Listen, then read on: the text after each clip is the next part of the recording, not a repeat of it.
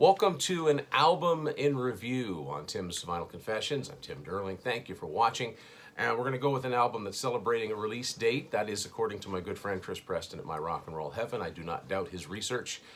So April 18th, 1989 was the release of Great White's Twice Shy, sort of an unofficial, I guess, follow-up to Once Bitten. They're not concept albums, they're just collections of songs, but the cover art, the title, even this annoying way the song titles are written on the back, it all continues here. Very easy to get them mixed up, but I will say that, if Once Bitten is more of a blue, this one is more of a red. Of course, this was their biggest album for Great White. Once Bitten had gone platinum slowly but surely, but this one was a big album. I think it sold 2 million. Of course, the main reason for that is Once Bitten, Twice Shy. Their cover of the Ian Hunter song was a top 5 single in the US, and that really set them off. I have to be honest, when that song came out, I didn't like it at all. And I wasn't a Great White fan for many years. I wasn't hearing the right songs for Great White. I did not like Once Bitten, Twice Shy at all.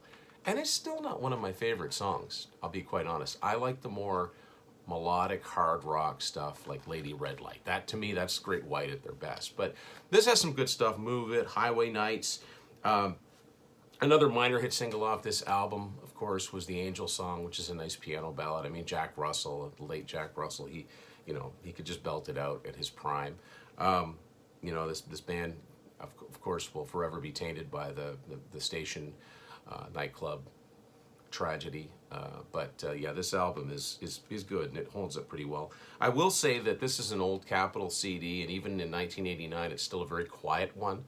So, yeah, you're going to need, turn this one up and remember that it's turned up when the next thing that you listen to comes on, or it will scare you.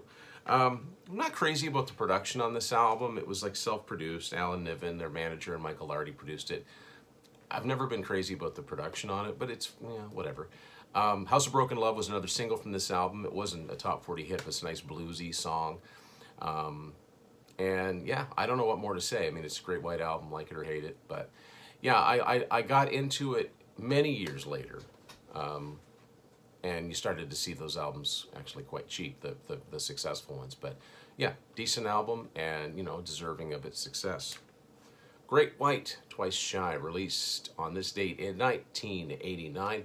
I want to thank everybody for watching this edition of an album in review. Do not forget to like and subscribe if you haven't already. I've got a lot of viewers that have not subscribed. It doesn't cost anything, but if you hit subscribe, it helps me out. Link to my books, it will be below. And, we got episodes coming up this weekend. Hope everyone has a good weekend, and thank you for watching Tim's Vinyl Confessions.